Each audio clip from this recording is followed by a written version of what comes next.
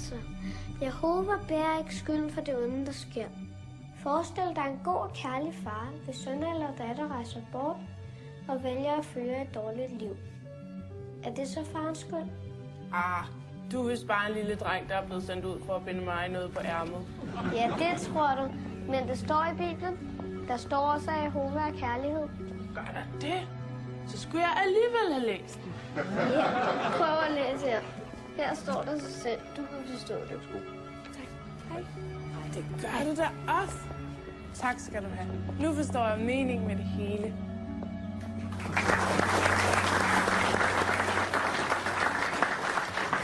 Meget fint. Dygtig.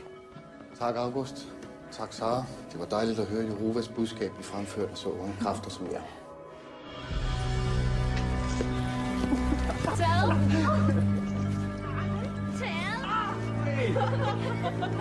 Kom.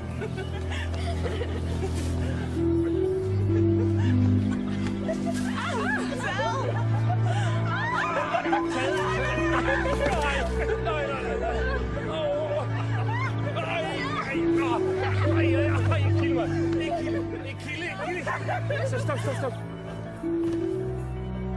Kan da i det mindste høre på mig, kan du ikke? Jeg har snakket med Jælstrøm, det gør. De vil gerne hjælpe os.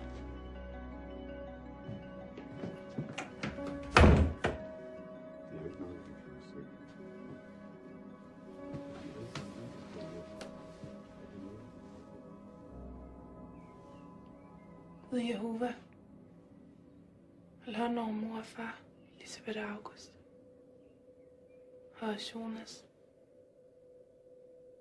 Jeg ved, du er med mig og beskytter mig. I Jesu Kristi navn, amen. Sara Thea, vil I gennemgå på holderiopgaven næste gang? Jeg ved, jeg kan regne med jer. Så skal hun hjem og holde en fest, og den kommer med så gæst på dejlig chokolade og kager til.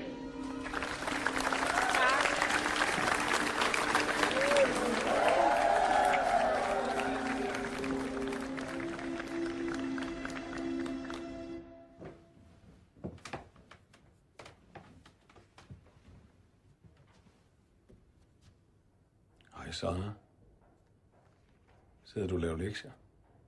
Ja.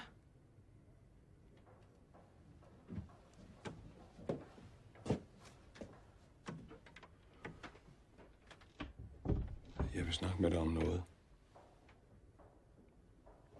Okay.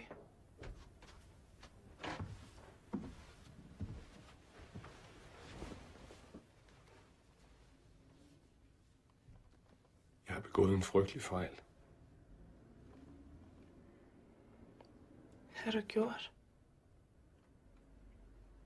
Nu går alting i stykker. Men hvad er det, du har gjort? Jeg var for svag. Jeg blev fristet.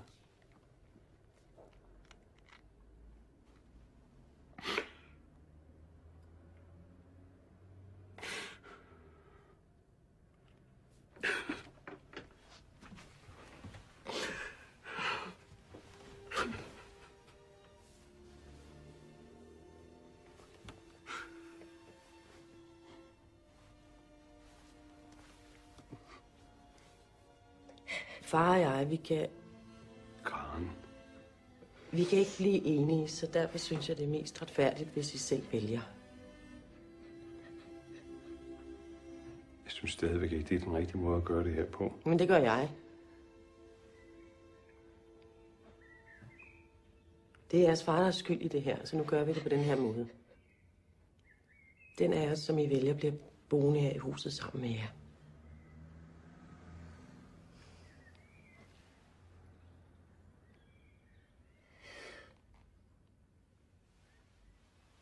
Kan du ikke tilgive ham? Kan du ikke? Han angrer jo. Man kan, hvad man vil. Det har du selv sagt. Ja, det er rigtigt, men jeg kan ikke.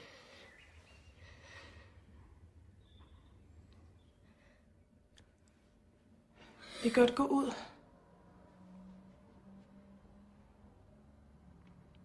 Vi kan godt gå udenfor.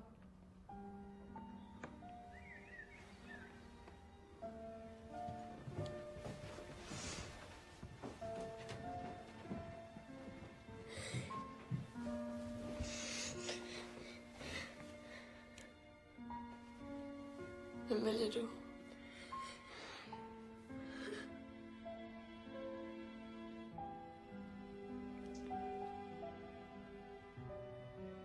Du far, der har gjort noget meget forkert.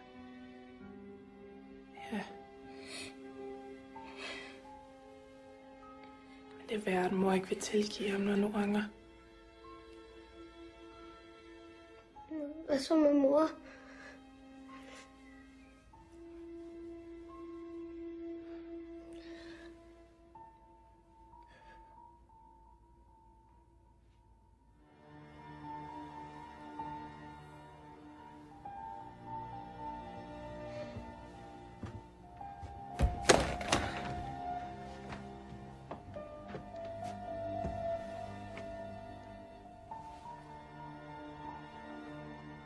Vi har valgt, at far skal blive boende.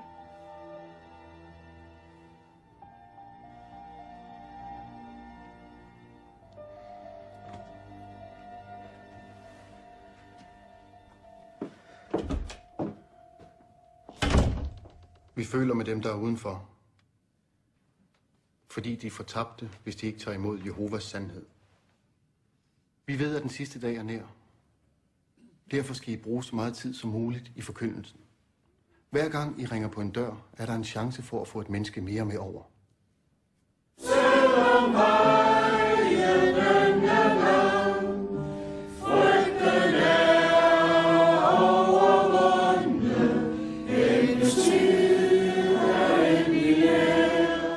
Du din vilde flok har fundet, følg nu kongen, følg hans selv.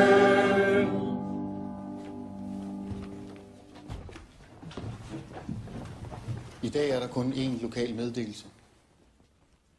Bror Andreas Dahl træder tilbage som ældste.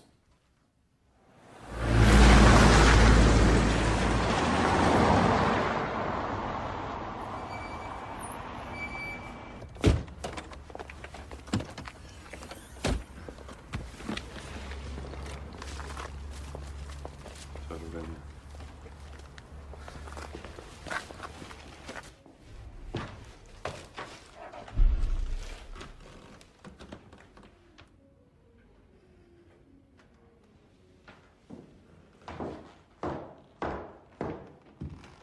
Du tog ikke den lille taske med op? Jeg synes, det er synd for dig.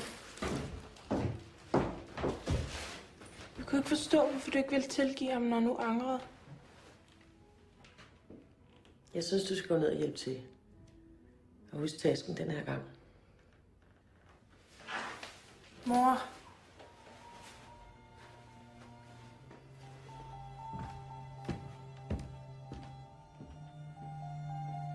Jeg skal nok sørge for aftensmad, når August ikke kommer for sent i seng. Godt så.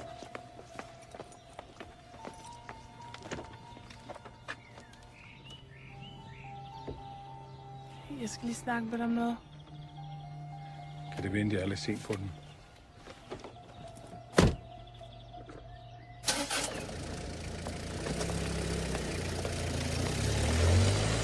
Og Jehova vil sejre over døden.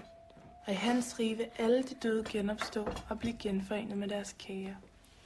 Jehova vil lade Jesus Kristus stå i spidsen for de himmelske hære. Og i Harmageddon vil han fjerne al ondskab. Det er synd for dem, der er udstødt. Ikke hvis de angrer. Men hvis det går ondt på dem, så forstår de. Så angrer de og kommer tilbage. Og hvem er det, Jesus Kristus fjerner? De onde. Det er rigtigt. Hvem er det, der genopstår i den nye verden? Os alle sammen. Også farmor og farfar. Det har far sagt. Vil du ikke putte August i aften? Jeg skal også til jer.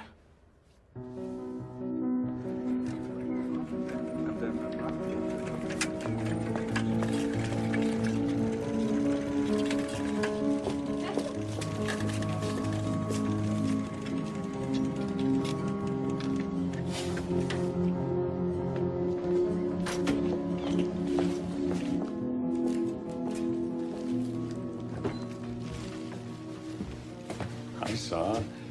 Og det var da hyggeligt. Ja. Du har bare kage til mig. De er flotte. Du har gjort dig umage. August sover.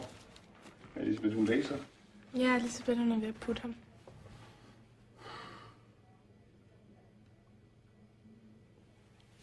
Sara. Jeg er virkelig ked af det, der skete mellem mor og mig. Jeg svigtede hende. Men jeg vil aldrig svigte jer. Du ved, hvor meget jeg holder af jer.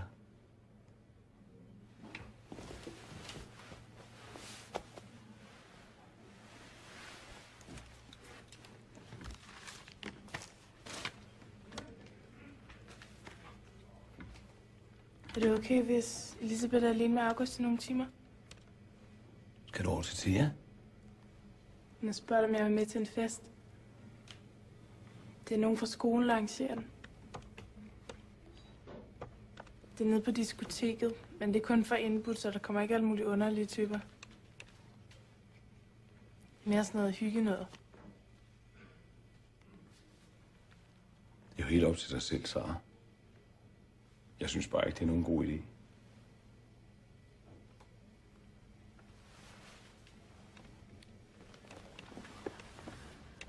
Det bliver ikke sent.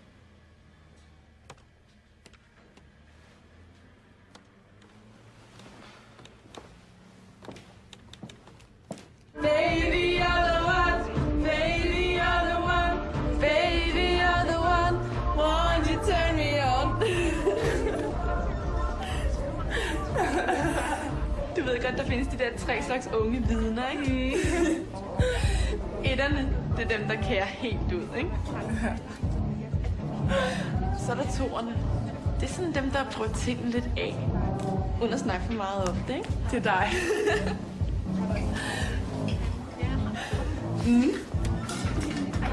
Og så er der 3'erne, ikke?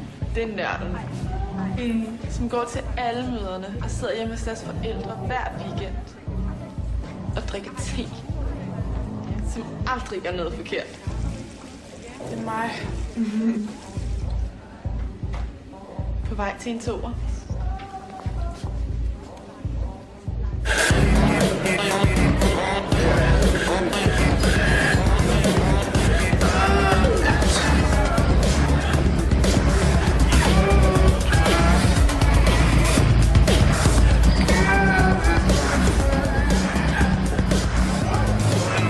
Det er ikke særlig stærkt.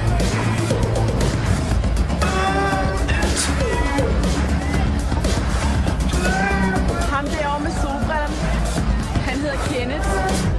Ham har jeg skrevet en del med. Hej, det er min veninde Sara. Hej. Hej. Hej, Michael. Thijs. Hej. Hvad så?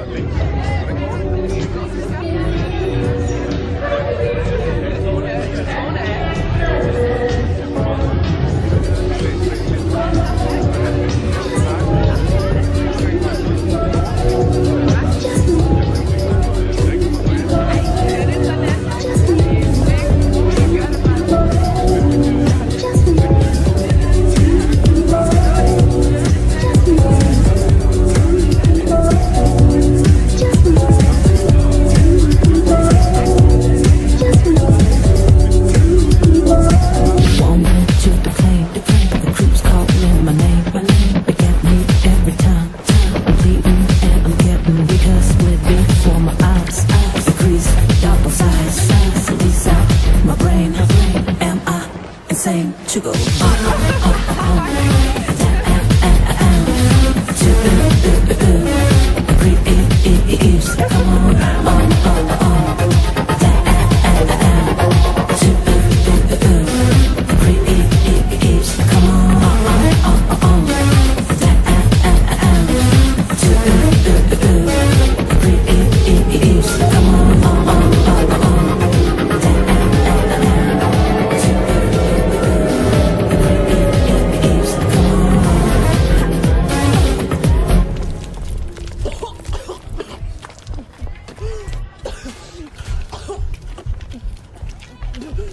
okay? Yeah, right. Kan du ikke brække dig indenfor på toilettet, Sara?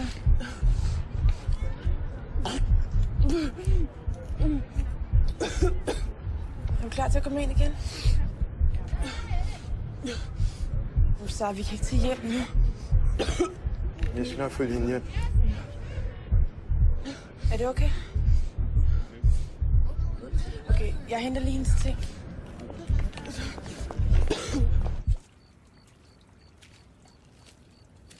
Kæft for stille i den her by. Er du bange for stillhed? Et dybt spørgsmål. Glem det. Det er sjældent, jeg hørte. Eller altså, jeg ikke hørte. Stilheden.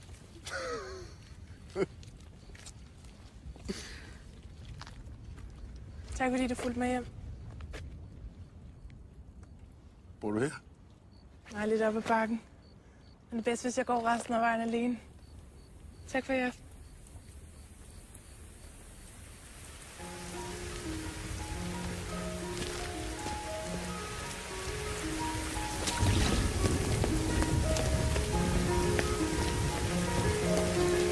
Det lød altså til, at jeg følger dig helt hjem.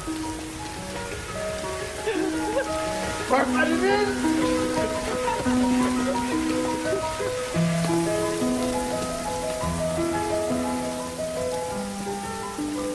Kom. Vend på mig hen ad døren. Okay.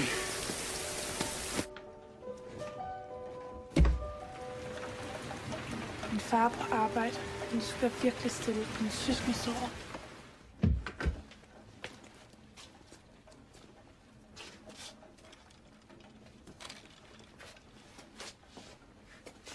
Ja. Hvordan vidste du, at pink var min yndlingsfarve?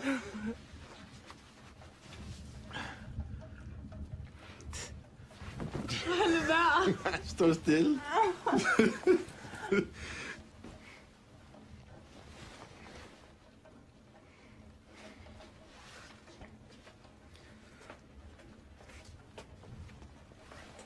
Du skal lige prøve at høre det her.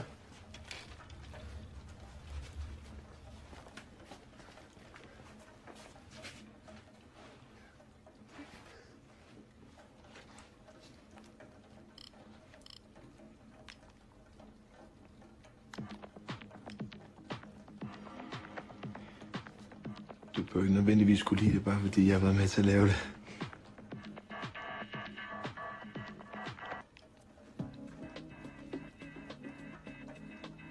Nej.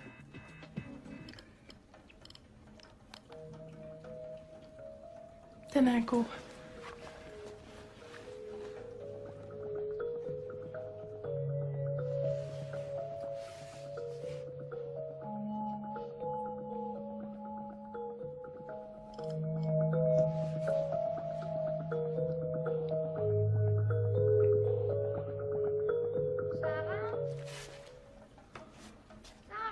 Hvis du smutter nu. Så er det dig. Jeg kommer nu, August.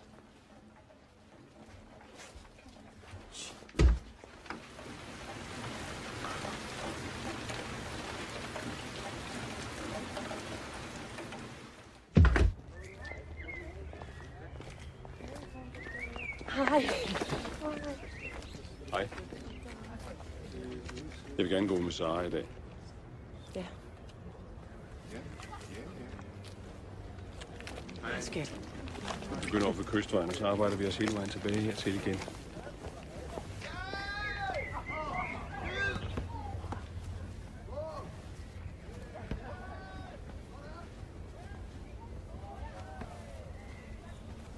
Jeg var allerede hjemme ved 1-tiden.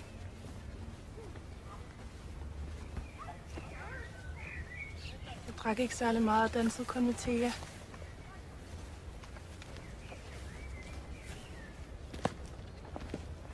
Det var ikke noget vildt på nogen måde.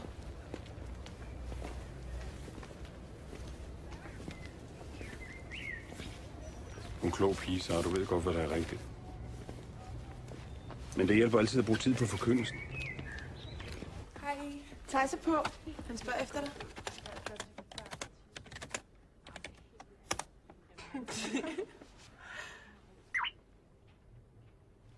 skriver til ham? Nej, jeg vil ikke. Gør det nu, så. Nej. Altså, det første, han spurgte efter, var dig. Jeg gider ikke. Ej, Thea. Er du dum?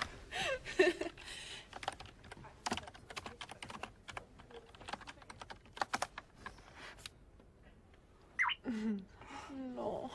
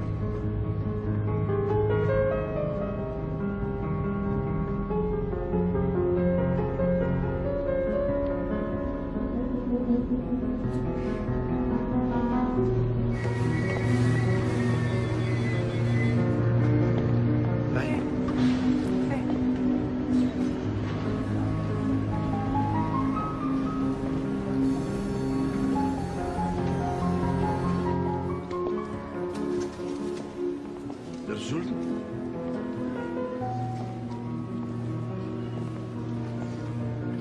Kaffe? Er det okay, hvis vi bare går lidt rundt? Det er så fedt, der ikke er nogen, der kender mig her.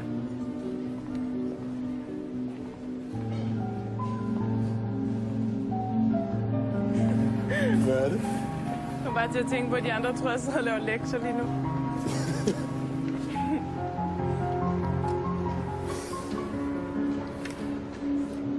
Hvor gammel er du egentlig? Hvorfor? Jamen, der er bare noget ved dig, der virker ældre, og så alligevel så tror jeg, at du er ret ung. Du er da selv ret gammel, er du ikke? Jeg er lige fyldt 23. Okay.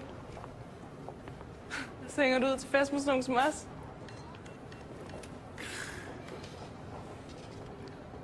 Jeg er 17. Er du lige fyldt, eller er det længe siden? Jeg fejrer ikke fødselsdag. Hvorfor ikke? Hej, Sara. Hej, Jonas. Det er min storebror Jonas. Det er en af mine venner, Theis. Hej. Hej. Jeg synes nok, jeg kunne kende dig, så når du stod med ryggen til. Du er sammen blevet høj, hva'?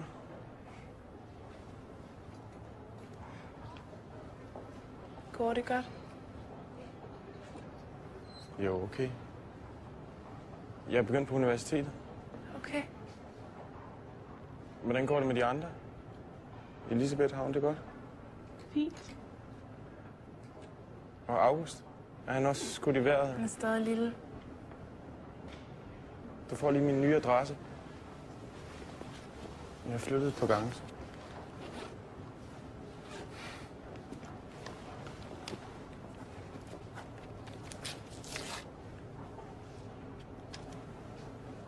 Tak. Ja, det er godt, ikke?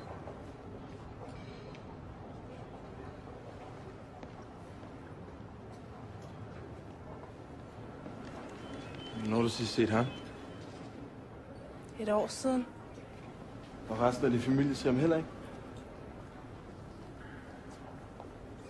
Hvorfor ikke? Hvorfor ikke?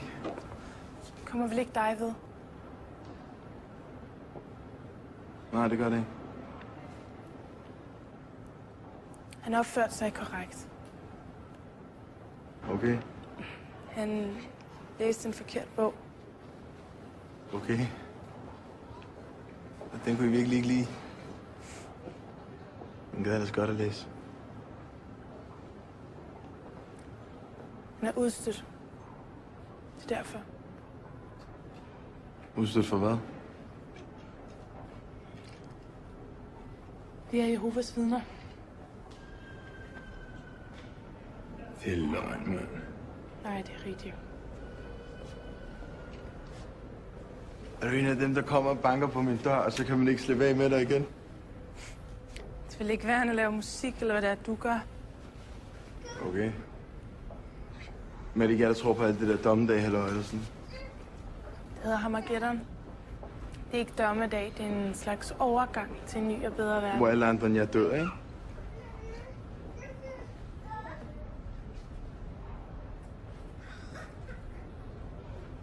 Skal jeg så dø?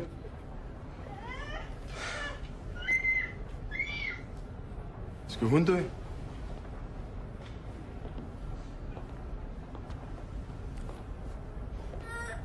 Hvis ikke hun erkender Jehova som den eneste sande Gud, så ja. Er der noget, jeg kan hjælpe jer med? Hvad med hende? Hold nu op. Skal det der barn dø? Jeg må bede jer om at gå. Hvad nu, hvis forældrene ikke vil erkende din sandhed, og barnet er for lille til at fatte det? Så ryger det bare med i købet.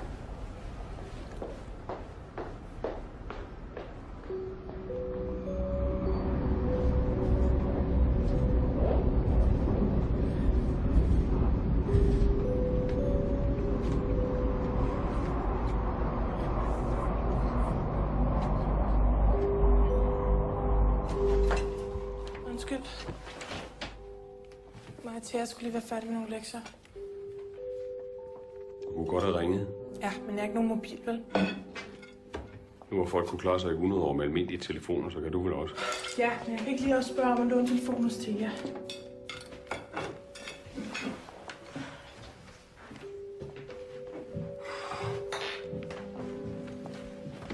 Har du spist? Jeg kan godt varme noget til dig. Tak. Ja, ha' så en god aften. Hej, far. Hej.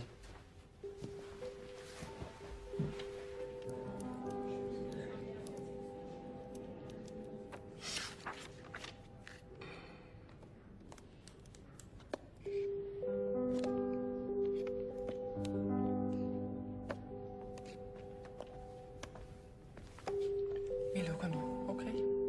Ja, okay.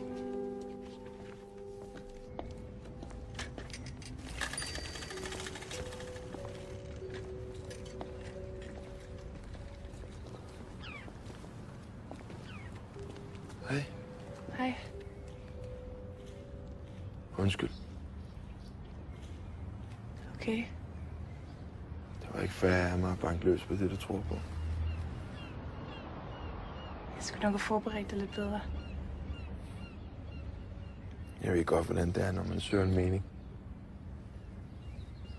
Det kender jeg godt.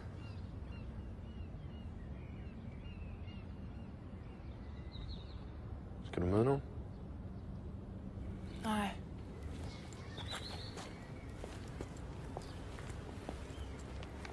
Hvorfor vidste du, hvor jeg var? Til jeg fortalte mig, at du var på skolen. Vil du se min far? Tror du, det er en god idé? Så længe han ikke ser os. Kom. Hvem er med din far? Receptionisten. Kom nu. Kom nu.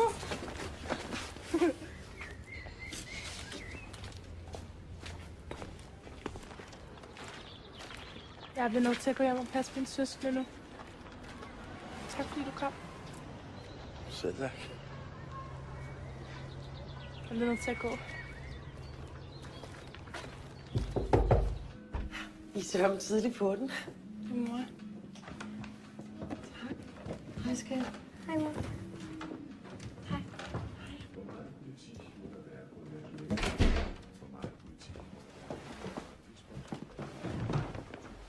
Kan man se rigtig fjernsyn? Ja. Er der mange kanaler? Mm. Far har ellers altid sagt, at vi kommer og have video. Ja, men så farligt er det nu heller ikke.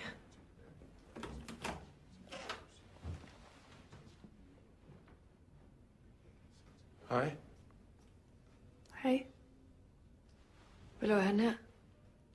Jonas sad på trappen, da jeg kom hjem, så nændede jeg ikke at sende ham væk. Du bliver nødt til at gå igen. Jeg er på vej ud. Er det godt, mor, ikke?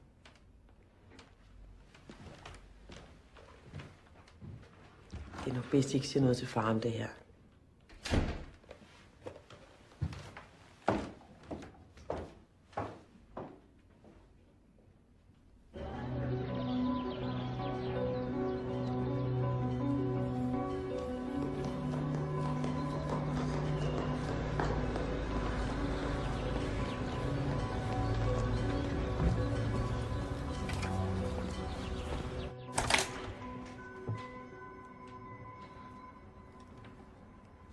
Hej. Vækkede jeg dig? Jeg plejer altså ikke at sove så sent. Vil du ikke indenfor?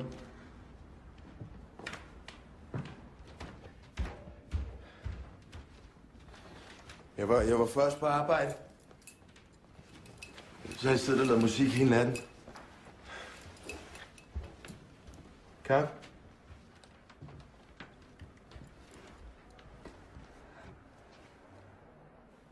Er det dine forældre på det her billede?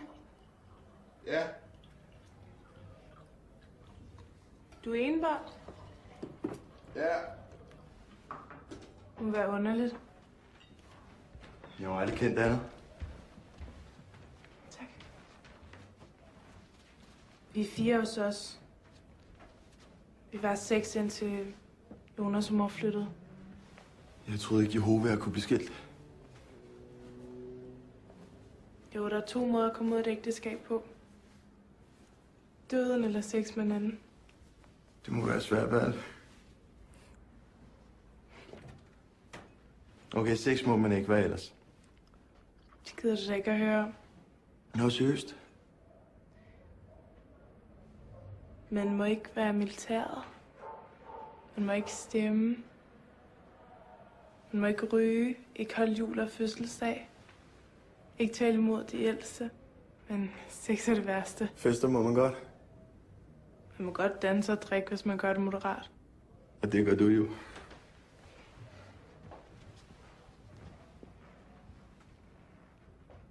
Og ellers så skal man bare gå til møderne. Ud og forkynde og følge med i bladene og så til møder igen. Hvorfor finder du da alt det? Sådan har det jo altid været. Alle kender hinanden. Vi er meget sammen med vores familie. Der er et stærkt fællesskab. Så længe man ikke læser de forkerte bøger i hvert fald. Det er ikke kun derfor. Jonas begyndte at tale imod de ældste. Og det var nok? Hvis man bliver ved. Og så må de ikke snakke med ham?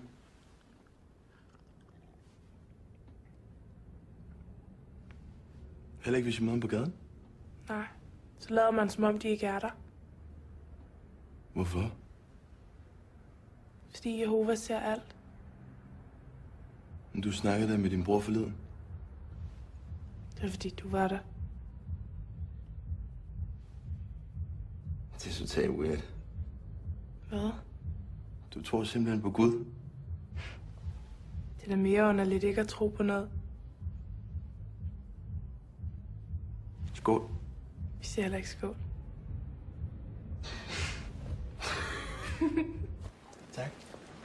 Så hvis ens læge kun kan redde ens liv ved, at man får blod, så siger man alligevel nej. Selvom man ved, at man kan dø. Ja, hvis man er stærk nok i tro. Men hvorfor? Man må ikke modtage andres blod, det har Jehova sagt. Skulle det ikke være ens egen beslutning? Det er ens egen beslutning.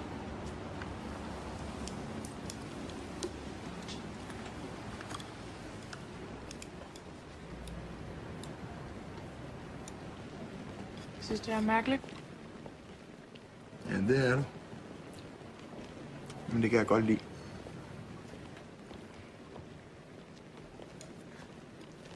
Det er løgn. De sidste 2 går om 5 minutter.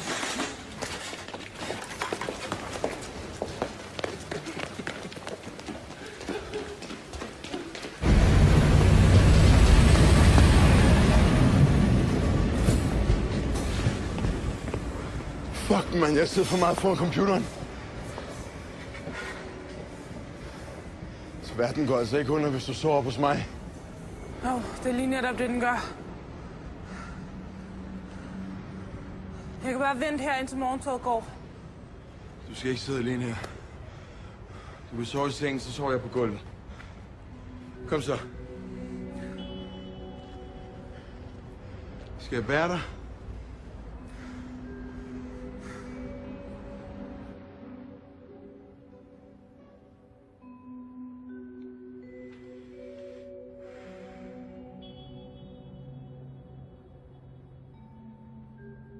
Det er godt nok hårdt, det her gulv.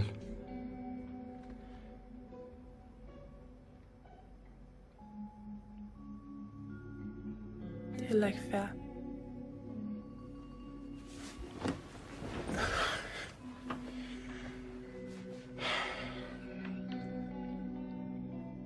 Det var du ikke længere. Jeg kan altså godt ligge ved siden af en pige, uden at det nødvendigvis skal udvikle sig. Okay? Okay.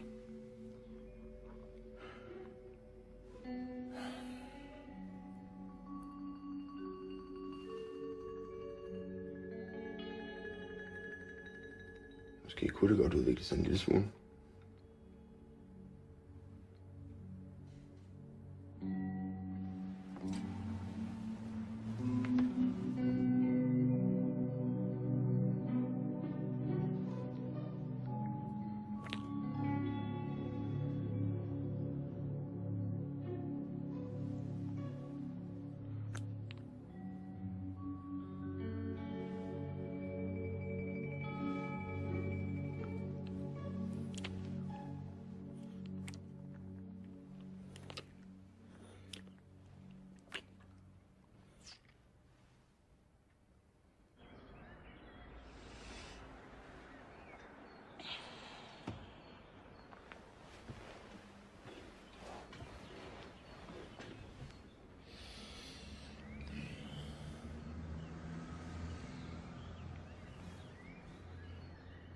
Godmorgen.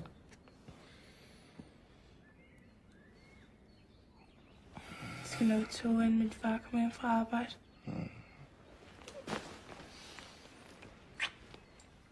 Jeg følger dig til stationen. Mona, for helvede. Det der, det er faktisk min seng. Jamen, du kan sgu da ikke bare komme bræsende her. Det skulle da min lejlighed. Sara. Sara. Mona er min ekskæreste. Fatter du det? Min eks. Det er hendes lejlighed. Det er over 2 måneder siden, hun flyttede hen til en anden fyr. Hver gang hun bliver ked af det, så kommer hun krybende tilbage. Fint, jeg vil ikke blande sig i dit råd. Det er ikke mit råd. Jeg har ikke noget med at gøre. Hun bolder udenom.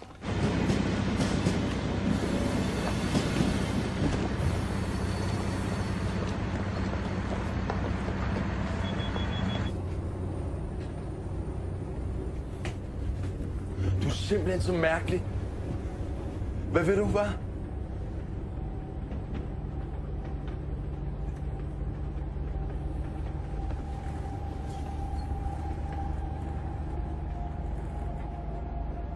Tror du virkelig, jeg ville ligge og kysse med dig hele natten, hvis det ikke var dig, jeg var vild med?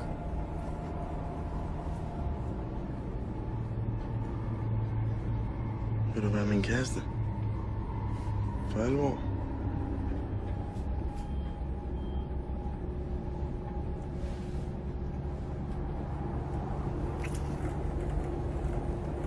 Betyder det et ja?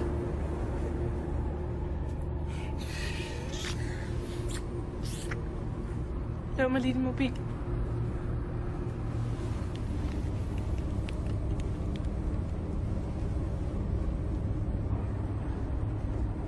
Hej, Thea. Du bliver nødt til at hjælpe mig. Jeg nåede ikke toget i går. Er det okay, hvis jeg siger, at jeg sover hos dig? Nej, der skete ikke noget. Nej, jeg griner bare, fordi det lyder så alvorligt. Okay. Hej. Kom, syng nu af glæde. Kom, syng Jehovas pris. Den evige fred findes i hans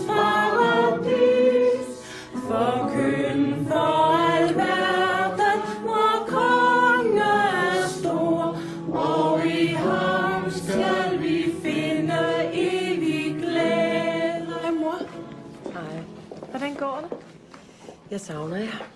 Men du ser glad ud. Det er jeg også. Det er godt at høre.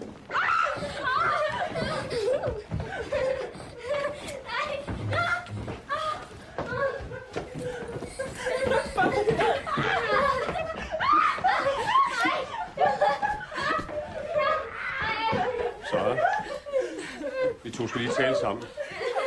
Sara.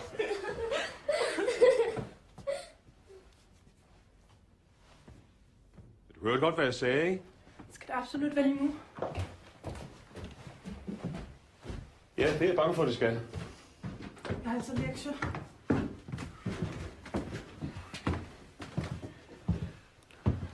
Din såkaldte lektie kommer nok til at vente lidt.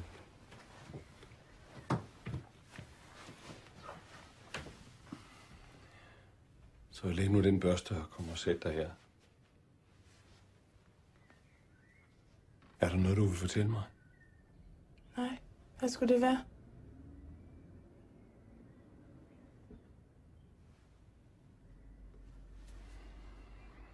Jeg ved, du har en fyr.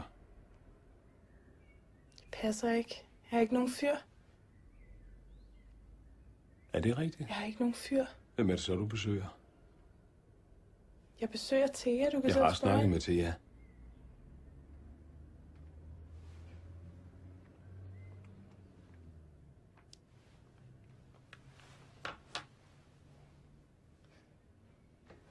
Det er slet ikke sådan, som du tror. Jamen, så vil jeg gerne have, at du fortæller sandheden. Kom. Sæt dig her.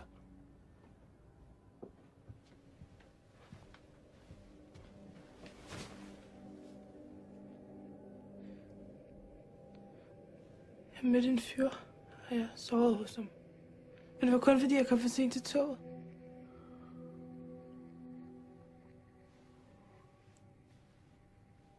Du må ikke være så ked af det.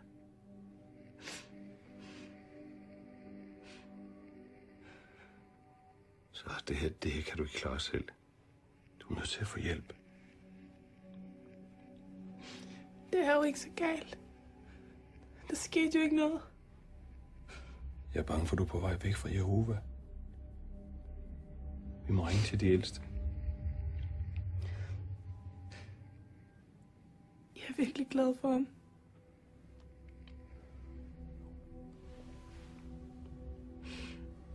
Men så har du jo sovet hos ham. Ønsker du at komme væk fra Jehova? Jeg ved godt, du kæmper.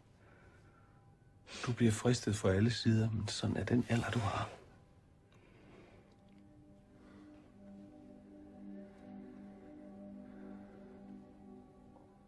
Vi holder så meget af dig.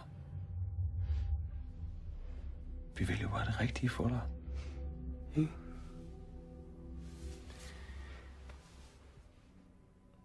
Så nu går vi ned og ringer til de ældste. Tror du ikke, det er bedst? Ja. Så.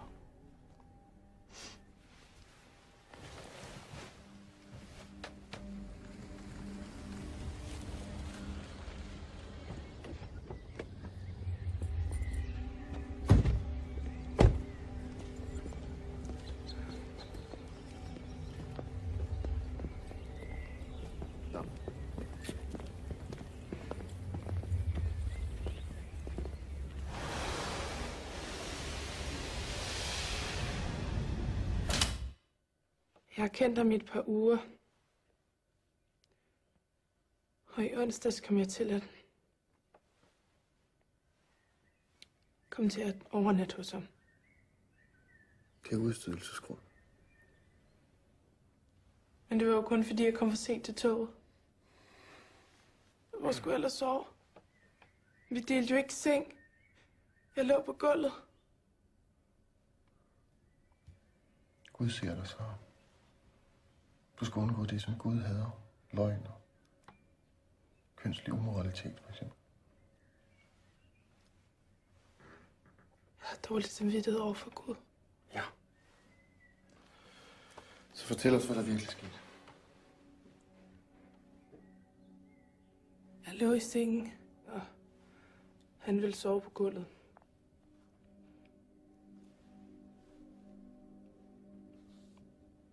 Men så bad jeg ham om at komme op til mig.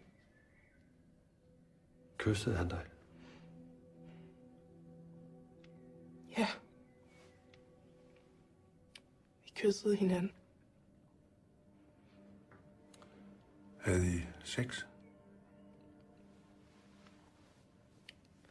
Vi beholdt tøjet på. Og hvad skete der så? Vi holdt om hinanden.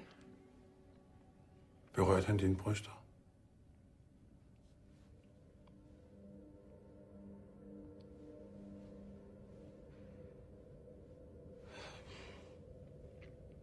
Rørte han dig andre steder?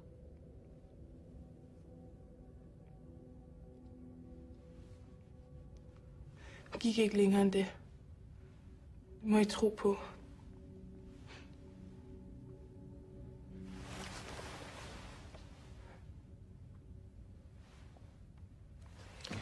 Ja, vi tror på dig så. Så vi taler ikke om en offentlig rettesættelse eller udstødelse.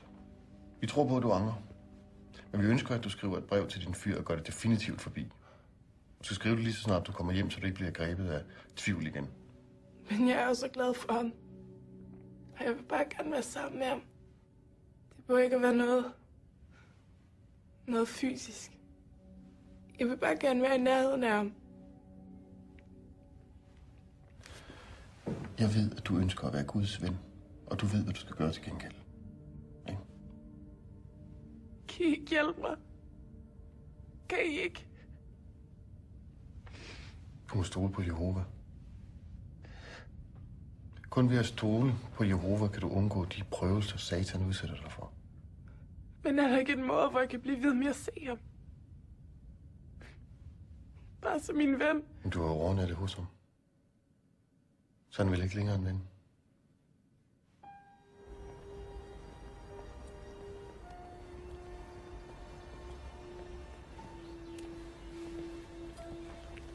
Jeg går hjem, okay?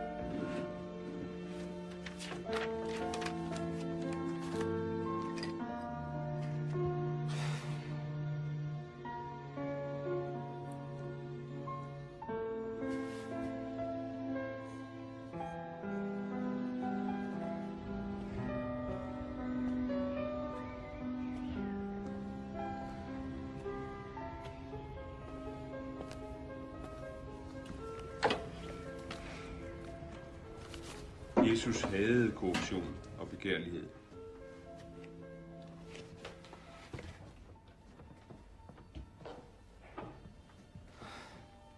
Men gjorde det ham ufølsom? Slet ikke. Jesus var kendt for at være mild mod andre. Han sammenlignede endda sig selv med en høne, der samler sit kuld af kyllinger under vingerne. Hvad var det, Jesus havde? Han havde korruption og begærlighed. Var det ikke? Jo. Hvad var det for et dyr, han sammenlignede sig selv med? Kan du huske det? En høne. Sande kristne opførelse.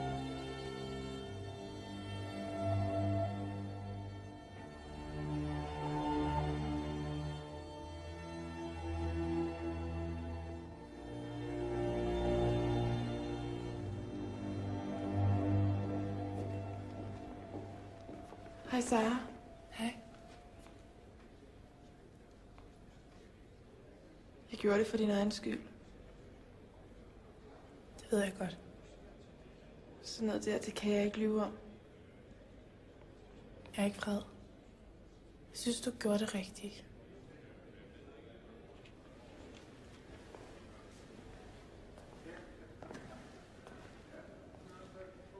Har du snakket med nogen på chatten? Nej. Jeg stoppede helt. Det havde også taget overhånd. Nogle gange kræver vores tilbedelse af Jehova, At vi giver afkald på noget, vi holder meget af. At vi tilsidesætter vores egne behov.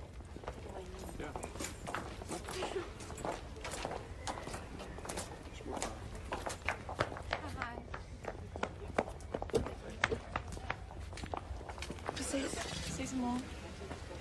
Jeg kan godt forstå, at du er ked af det. Jeg synes, det er synd for dig. Det gør ikke noget, mor. Jeg stoler på Gud, så jeg skal nok komme igennem det. Og hvis du havde gjort det samme, så var det gået anderledes for vores familie. Så du ikke bare kaster det helt væk.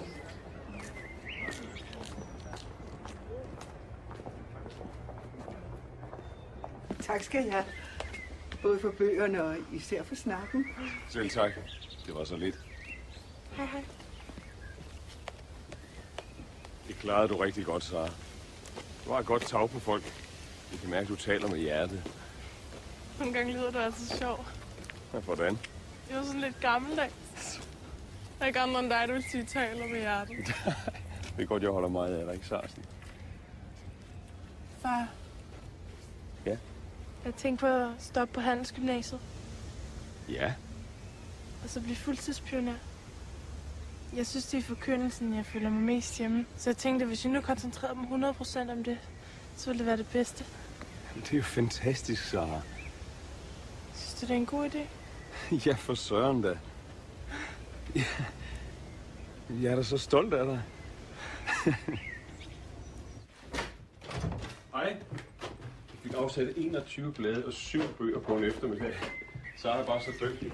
Hej, far. Nå. Du er vist ikke syg længere, som du far rundt. Der er en, der har ringet til dig, Sara. Imens jeg var ude at købe ind. Det var en, der hed Tarzan, ville absolut snakke med dig. For jeg blev nødt til at snakke med ham. Det var ikke fair bare at sende et brev. Jeg blev nødt til at snakke ordentligt med ham, jeg gør. Det er bedst ikke at kontakte ham overhovedet. Han fortjener en ordentlig forklaring. Man kan ikke bare sende et brev. Du får ikke noget ud af det. Det gør dig bare mere forvirret. Det er det lige meget. Hvordan tror I ikke, han har det?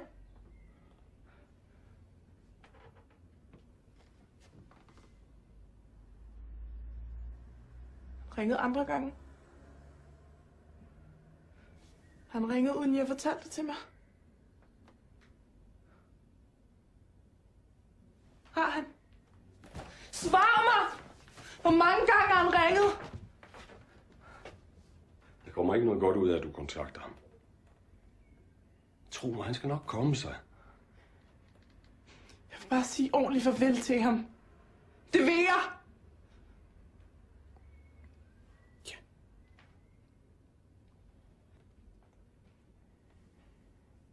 Det er dit eget valg, men jeg synes ikke, det er nogen god idé.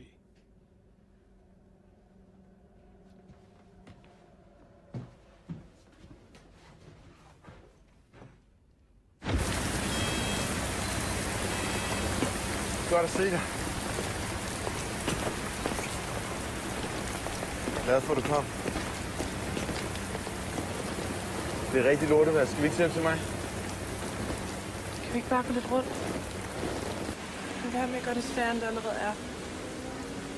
Så nu må jeg ikke holde om dig. Jeg er jo kommet for at sige farvel. Det accepterer jeg ikke. Det er du nødt til. Det var jo aftalen. Så bryder jeg den. Det går over.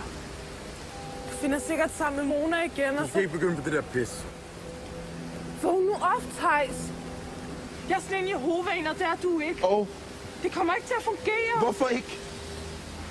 Du vil få det meget bedre med Mona, og så glemmer du mig. Hold nu kæft med Mona, du snakker udenom. Du er da ikke kommet til byen, hvis jeg ikke betyder noget for dig. Jeg er kommet for at sige farvel. Du kan da ikke bare lade dem kværne dig. Og så Margret. Og så er det farvel til mig, så fiser du igen rundt med de der blade og fortæller folk, at alting bliver bedre, når de dør. For helvede, Sara! Du forstår det ikke. Jeg forstår det helt. Nej, for du tror ikke på Gud, så kan du ikke forstå det. De manipulerer dig i helvede til, det forstår jeg. De har sandheden på deres side. Sandheden? Du kan ikke... Det ved jeg, fordi jeg tror på Jehova. Du kan ikke vide det, når du ikke tror på noget. Jeg tror på os.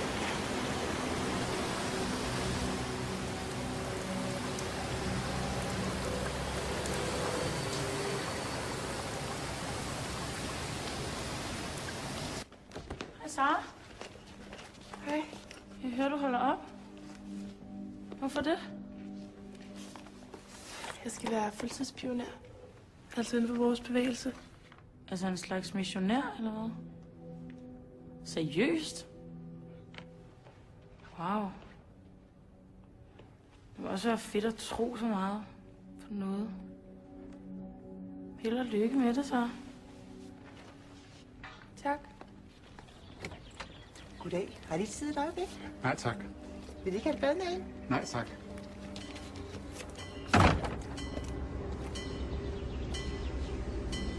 Kommer du?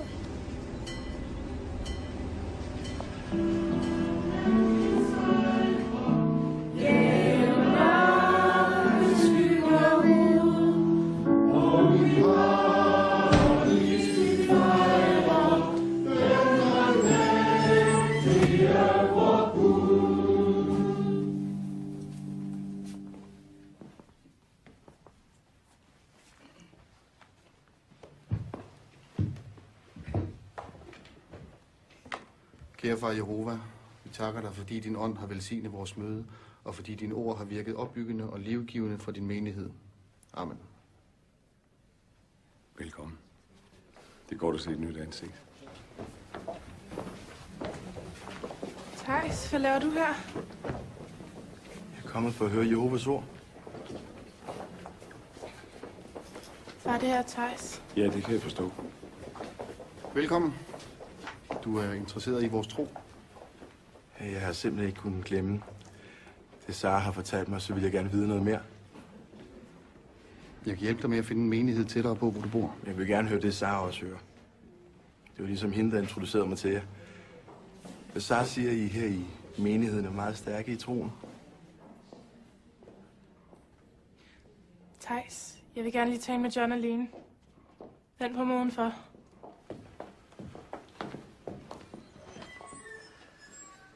Når han nu kommer her for at høre om vores tro, så er det vel okay at se ham?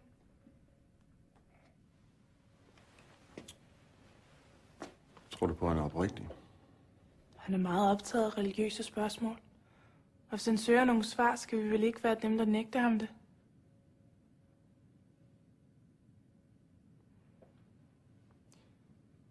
Så længe du ikke har et fysisk forhold til ham, så er det din egen beslutning, om du ser ham. Tak, John. Jeg ved ikke, om der er noget at takke for. Jeg har kendt dig lige siden du var en lille pige, og jeg holder meget af dig. Så jeg håber, du er stærk.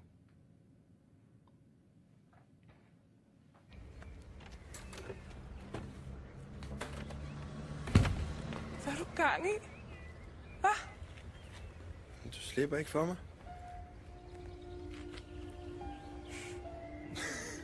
Gud Jehova. Vil du ikke nok passe på mor og far, Elisabeth og August og Jonas? Tak fordi du hjalp mig. I Jesu Kristi navn, amen.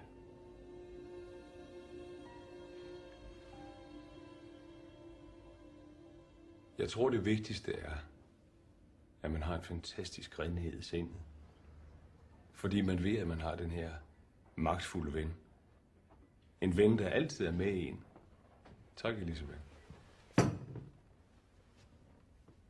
Hvis du er udenfor, så står du alene over for alting. Man er i et følelsesmæssigt kaos, der er ikke nogen retningslinjer. Der er ikke noget, der er rigtigt, der er ingenting, der er forkert. Så er det jo, alting er ligegyldigt. Det er svært. Især for et ungt menneske. Men når man går med Jehova i hånden, så har man altid en stærk fornemmelse af sin vej.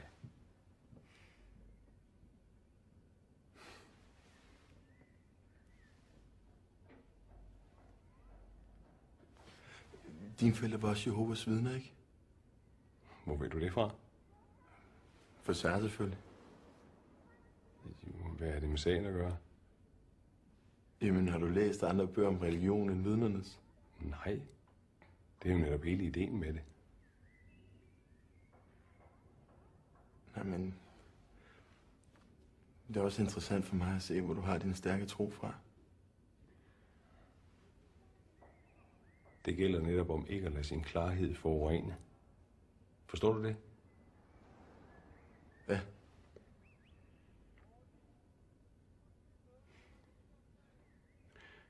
Hvad vil du sige er det mest forurenende?